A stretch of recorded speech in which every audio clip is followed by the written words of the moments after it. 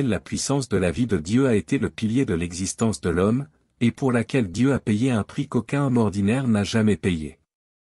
La force vitale de Dieu peut prévaloir sur toute puissance, en outre, elle dépasse tout pouvoir. Sa vie est éternelle, sa puissance extraordinaire, et sa force vitale ne peut pas être engloutie par une créature ou une force ennemie, quelle qu'elle soit. La force vitale de Dieu existe et brille de son grand éclat, quel que soit le temps ou le lieu. Le ciel et la terre ont beau subir de grands changements, la vie de Dieu est à jamais la même. Toutes les choses passeront peut-être, mais la vie de Dieu demeurera encore, car Dieu est la source de l'existence de toutes choses et la racine de leur existence. La vie de l'homme provient de Dieu, le ciel existe grâce à Dieu et l'existence de la terre provient de la puissance de la vie de Dieu. Aucun objet qui possède la vitalité ne peut transcender la souveraineté de Dieu, et aucune chose, aussi vigoureuse qu'elle soit, ne peut éviter le domaine de l'autorité de Dieu. De cette façon, qui que l'on soit, chacun doit se soumettre à la domination de Dieu, tout le monde doit vivre sous le commandement de Dieu, et personne ne peut échapper à ses mains. Rejoignez la communauté WhatsApp pour étudier gratuitement la parole de Dieu. Le lien se trouve dans le profil de notre chaîne. Dieu lui-même est la vie et la vérité, et sa vie et la vérité coexistent. Ceux qui sont incapables d'obtenir la vérité ne gagneront jamais la vie. Sans la direction, le soutien et l'approvisionnement de la vérité, tu n'auras que la lettre, les doctrines et, surtout, la mort. La vie de Dieu est toujours présente et sa vérité et sa vie coexistent. Si tu ne peux pas trouver la source de la vérité, alors tu n'acquerras pas la nourriture de la vie, si tu ne peux pas obtenir l'approvisionnement de la vie, alors tu n'auras sûrement pas la vérité, et donc en dehors des imaginations et des notions, tout ton corps ne sera rien d'autre que ta chair rongée de puanteur. Sache que les écrits des livres ne comptent pas comme étant la vie, les archives de l'histoire ne peuvent pas être vénérées comme la vérité et les règlements du passé ne peuvent pas servir de récit des paroles actuellement prononcées par Dieu. Seul ce qui est exprimé par Dieu quand il vient sur terre et vit parmi les hommes est la vérité, la vie, la volonté de Dieu et sa manière actuelle d'œuvrer. Christ des derniers jours apporte la vie et apporte le chemin durable et éternel de la vérité. Cette vérité est le chemin par lequel l'homme obtient la vie et elle est le seul chemin par lequel l'homme connaîtra Dieu et sera approuvé par Dieu. Cette fois, Dieu vient faire son œuvre non dans un corps spirituel, mais dans un corps très ordinaire. Non seulement est-ce le corps de la deuxième incarnation de Dieu, mais aussi celui dans lequel Dieu revient s'incarner. C'est une chair très ordinaire. En lui, tu ne peux rien voir qui soit différent des autres, mais tu peux recevoir de lui les vérités que tu n'as jamais entendues avant. Cette chair insignifiante est l'incarnation de toutes les paroles de vérité de Dieu. Elle réalise l'œuvre de Dieu dans les derniers jours et est une expression de tout son tempérament, que l'homme doit comprendre. Ne désires-tu pas ardemment voir le Dieu du ciel ? Ne désires-tu pas ardemment le comprendre ? Ne désires-tu pas ardemment voir la destination de l'humanité ? Il te dévoilera tous ces secrets qu'aucun homme n'a pu te dévoiler. Il te dira aussi les vérités que tu ne comprends pas. Il est ta porte d'entrée dans le royaume et ton guide dans la nouvelle ère. Une chair si ordinaire renferme de nombreux mystères insondables. Ses actions sont peut-être incompréhensibles pour toi, mais le but de l'œuvre qu'il accomplit suffit à te montrer qu'il n'est pas une simple chair, comme le croit l'homme. Car il représente la volonté de Dieu, ainsi que son attention pour l'humanité dans les derniers jours. Bien que tu n'entendes pas ces paroles qui semblent ébranler les cieux et la terre, que tu ne vois pas ses yeux tels une flamme et que tu ne reçoives pas la discipline de sa verge de fer, tu peux entendre sa fureur dans ses paroles et savoir qu'il montre de la compassion pour l'humanité. Tu peux voir le tempérament juste de Dieu et sa sagesse, ainsi que te rendre compte de sa sollicitude pour l'humanité tout entière. Dieu œuvre dans les derniers jours pour permettre à l'homme de voir le Dieu du ciel vivre parmi les hommes sur terre et de le connaître, lui obéir, le vénérer et l'aimer. C'est pourquoi il s'est fait chair une deuxième fois. Si vous êtes parvenu à ce jour, c'est grâce à cette chair. Parce que Dieu vit dans la chair, vous avez la chance de survivre. Vous bénéficiez de toute cette chance en raison de cet homme ordinaire. En outre, à la fin, toutes les nations vénéreront cet homme ordinaire, rendront grâce à cet homme insignifiant et lui obéiront, car la vérité, la vie et le chemin qu'il a apporté ont sauvé toute l'humanité, apaisé le conflit entre l'homme et Dieu, réduit la distance entre eux et ouvert une connexion entre les pensées de Dieu et celles de l'homme. C'est également lui qui a apporté encore plus de gloire à Dieu. Un tel homme ordinaire n'est-il pas digne de ta confiance et de ton adoration ? Une chair si ordinaire n'est-elle pas digne d'être appelée Christ? Un homme si ordinaire ne peut-il pas être l'expression de Dieu parmi les hommes? Un tel homme, qui a épargné les catastrophes à l'humanité, n'est-il pas digne de votre amour et de votre désir de le conserver? Si vous rejetez les vérités qui sortent de sa bouche et détestez son existence parmi vous, alors quel sera votre sort? Rejoignez la communauté WhatsApp pour étudier gratuitement la parole de Dieu. Le lien se trouve dans le profil de notre chaîne.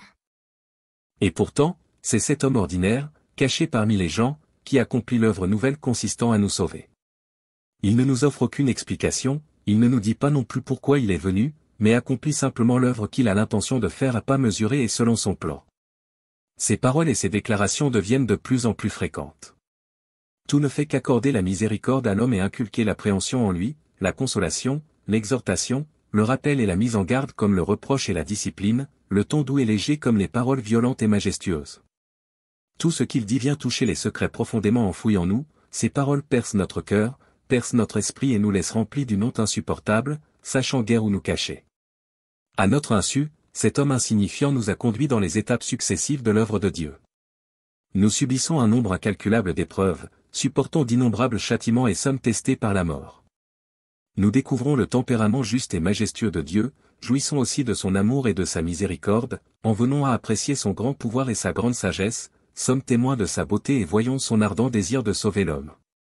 Dans les paroles de cet homme ordinaire, nous en venons à connaître le tempérament et l'essence de Dieu, à comprendre la volonté de Dieu, à connaître la nature et l'essence de l'homme et à voir le chemin du salut et de la perfection. Ces paroles nous font mourir, et nous font renaître, aussi. Elles nous apportent le réconfort, mais nous laissent aussi rongés par la culpabilité et un sentiment de redevabilité. Elles nous apportent la joie et la paix, mais aussi une douleur infinie.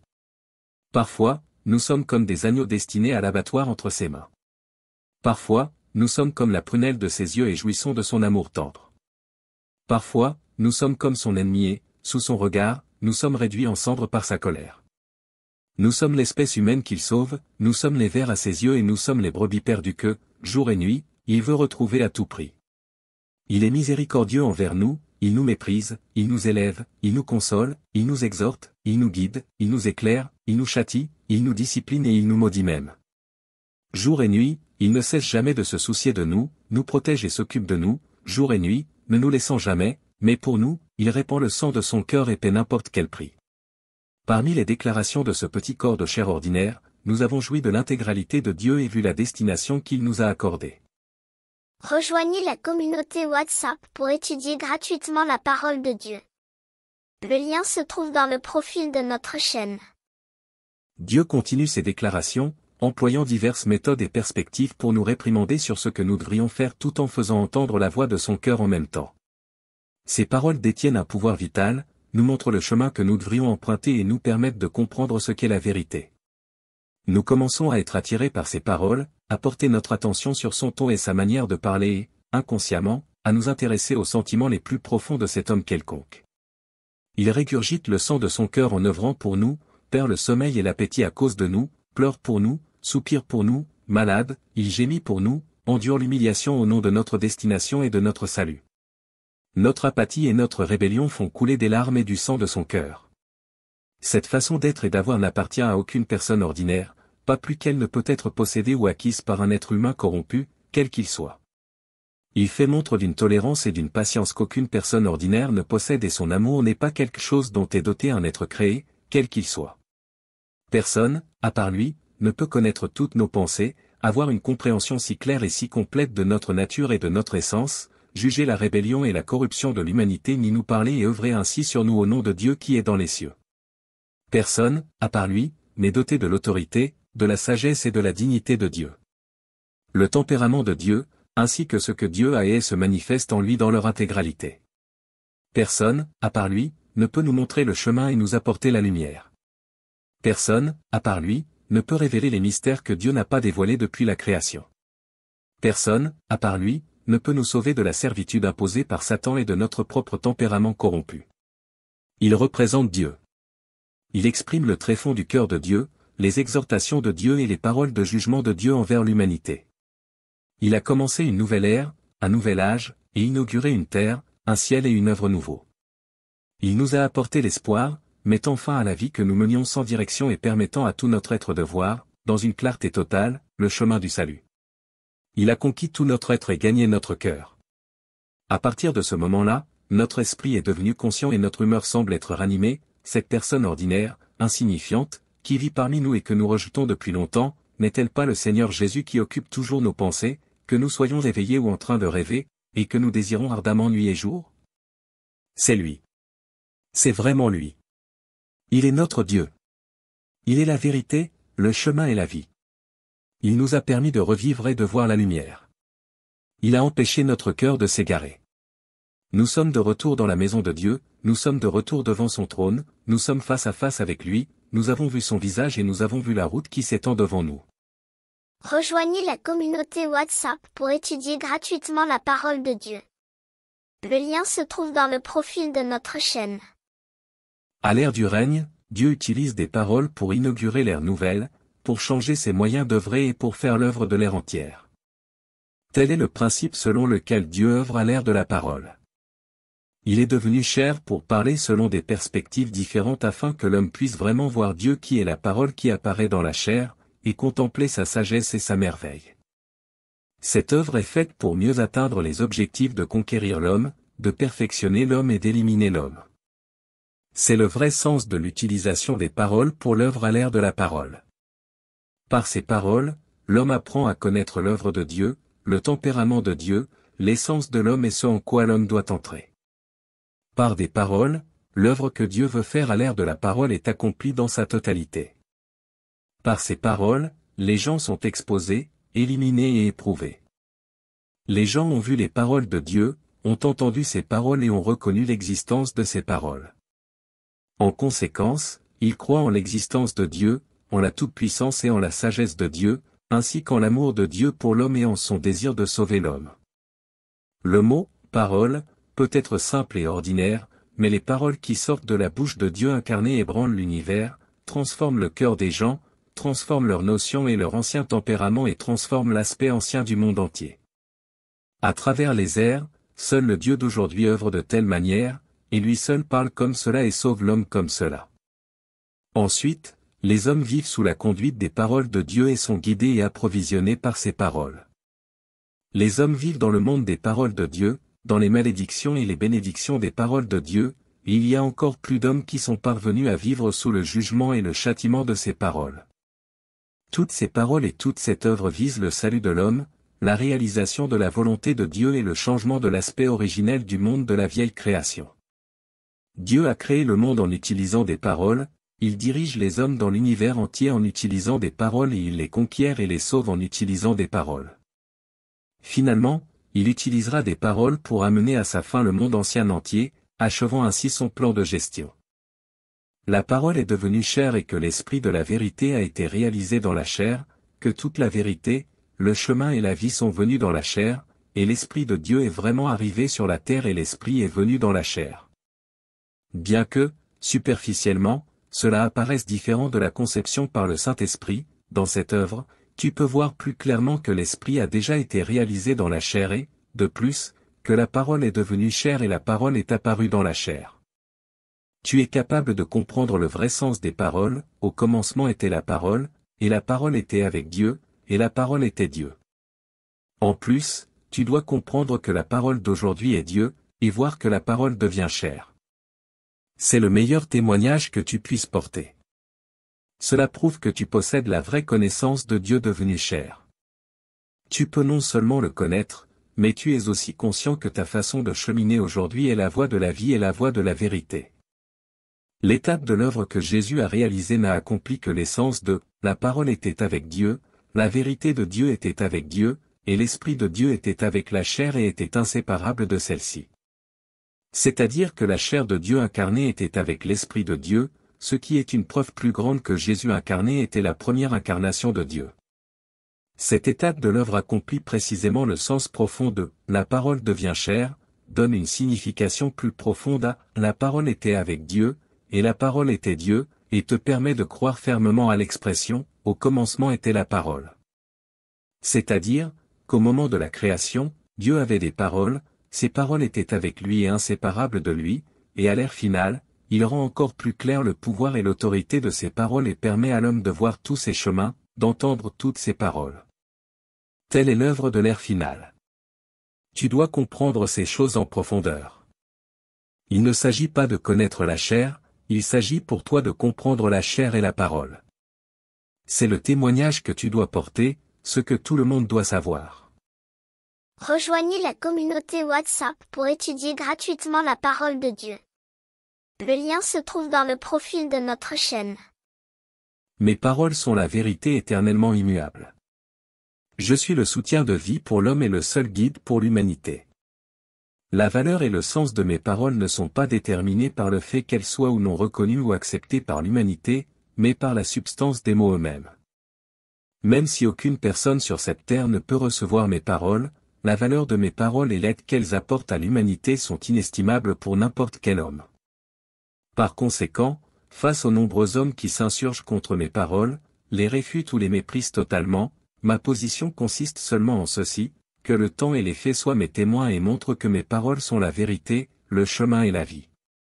Qu'ils montrent que tout ce que j'ai dit est juste, que c'est ce dont l'homme devrait être muni, de plus, ce que l'homme devrait accepter.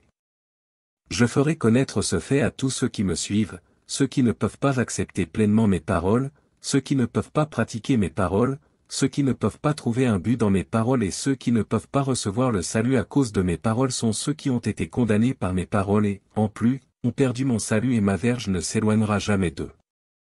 Comment devrait-on comprendre que Christ est la vérité, le chemin et la vie? Verset biblique pour référence. Au commencement était la parole, et la parole était avec Dieu, et la parole était Dieu. Elle était au commencement avec Dieu, Jean 1, 1, 2. Et la parole a été faite chair, et elle a habité parmi nous, pleine de grâce et de vérité, Jean 1h14. Je suis le chemin, la vérité, et la vie. Nul ne vient au Père que par moi, Jean 14h6. Les paroles que je vous ai dites sont esprit et vie, Jean 6, 63. Parole de Dieu concernée. Le chemin de la vie n'est pas quelque chose que n'importe qui peut posséder, il n'est pas non plus quelque chose que n'importe qui peut atteindre facilement. C'est parce que la vie ne peut venir que de Dieu, en d'autres termes, seul Dieu lui-même possède l'essence de la vie, et seul Dieu lui-même a le chemin de vie. Et ainsi, seul Dieu est la source de la vie et la source intarissable de l'eau vive de vie. Depuis qu'il a créé le monde, Dieu a fait beaucoup de travail impliquant la vitalité de la vie, a fait beaucoup de travail qui apporte la vie à l'homme et a payé le prix fort pour que l'homme acquiert la vie. C'est parce que Dieu lui-même est la vie éternelle, et Dieu lui-même est le chemin par lequel l'homme est ressuscité. Dieu n'est jamais absent du cœur de l'homme et il vit parmi les hommes en tout temps. Il est resté la force motrice de la vie de l'homme, l'origine de l'existence de l'homme et un gisement riche pour l'existence de l'homme après sa naissance. Il fait renaître l'homme et lui permet de vivre obstinément dans chacun de ses rôles. Grâce à sa puissance et à sa force vitale inextinguible, l'homme a vécu de génération en génération, au cours desquelles la puissance de la vie de Dieu a été le pilier de l'existence de l'homme, et pour laquelle Dieu a payé un prix qu'aucun homme ordinaire n'a jamais payé. La force vitale de Dieu peut prévaloir sur toute puissance, en outre, elle dépasse tout pouvoir. Sa vie est éternelle, sa puissance extraordinaire, et sa force vitale ne peut pas être engloutie par une créature ou une force ennemie, quelle qu'elle soit.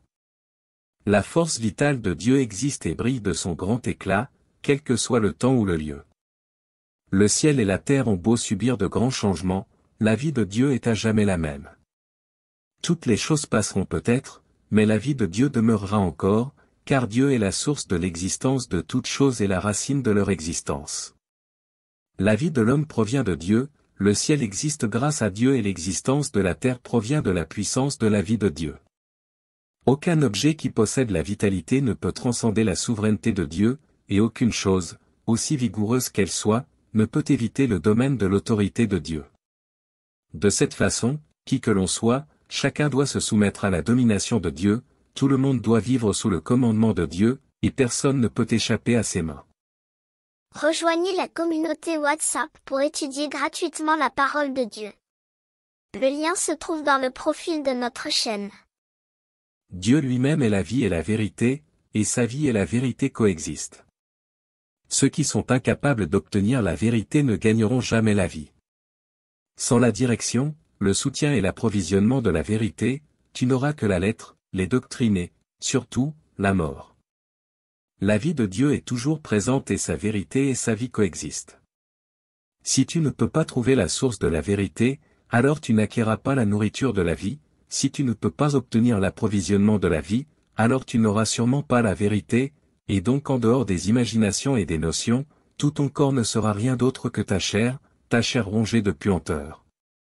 Sache que les écrits des livres ne comptent pas comme étant la vie, les archives de l'histoire ne peuvent pas être vénérées comme la vérité et les règlements du passé ne peuvent pas servir de récit des paroles actuellement prononcées par Dieu. Seul ce qui est exprimé par Dieu quand il vient sur terre et vit parmi les hommes est la vérité, la vie, la volonté de Dieu et sa manière actuelle d'œuvrer. Christ des derniers jours apporte la vie et apporte le chemin durable et éternel de la vérité. Cette vérité est le chemin par lequel l'homme obtient la vie et elle est le seul chemin par lequel l'homme connaîtra Dieu et sera approuvé par Dieu. Cette fois, Dieu vient faire son œuvre non dans un corps spirituel, mais dans un corps très ordinaire. Non seulement est-ce le corps de la deuxième incarnation de Dieu, mais aussi celui dans lequel Dieu revient s'incarner. C'est une chair très ordinaire. En lui, tu ne peux rien voir qui soit différent des autres, mais tu peux recevoir de lui les vérités que tu n'as jamais entendues avant. Cette chair insignifiante est l'incarnation de toutes les paroles de vérité de Dieu. Elle réalise l'œuvre de Dieu dans les derniers jours et est une expression de tout son tempérament, que l'homme doit comprendre. Ne désires-tu pas ardemment voir le Dieu du ciel? Ne désires-tu pas ardemment le comprendre?